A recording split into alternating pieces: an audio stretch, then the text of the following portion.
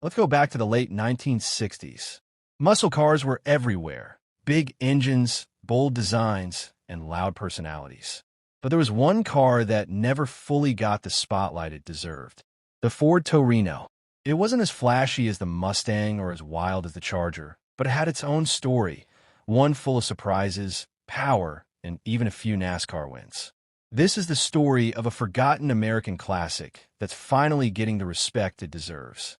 In 1968, Ford introduced the Torino as part of the Fairlane lineup, originally meant to be a more upscale version of the Fairlane GT.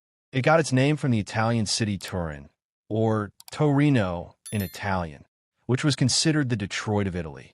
Ford wanted the name to sound sleek and a little European, but make no mistake, the Torino was all-American muscle under the hood. One thing that made the Torino interesting, you could get it in almost any flavor. It came as a two-door coupe, four-door sedan, fastback, convertible, and even a station wagon. Whether you were a family man or a street racer, there was a Torino for you.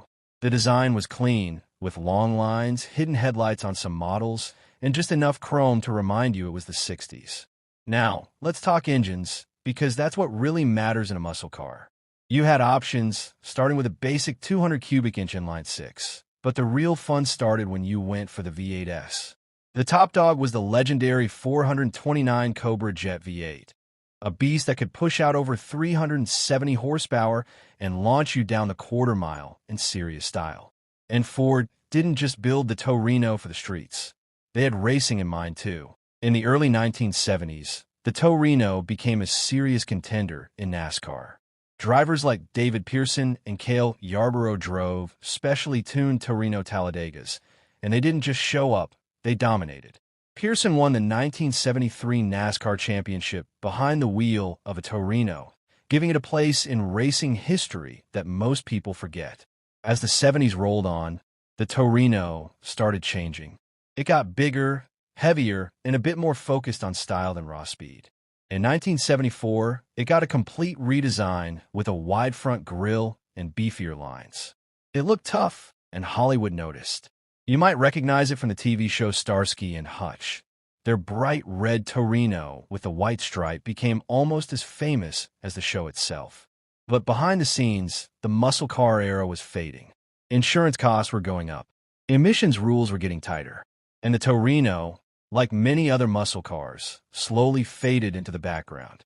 By 1976, Ford replaced the Torino with a new LTD2, and just like that, the Torino was gone. For years, it didn't get the same love as other muscle cars. People remembered the Mustang, the Charger, the Chevelle, but the Torino? It was like a cool band that never hit the mainstream. But today, car lovers and collectors are finally bringing it back into the spotlight. With its clean design, big power, and racing history, the Ford Torino is now being seen for what it really was, an underdog muscle car with a heart of gold. So the next time someone's listing off classic muscle cars, throw the Torino into the mix. It might not have the flashiest name, but it's got the style, speed, and story to stand with the best of them. If you like this video, make sure to like, subscribe, and leave a comment. Maybe you or someone in your family used to drive one of these beasts.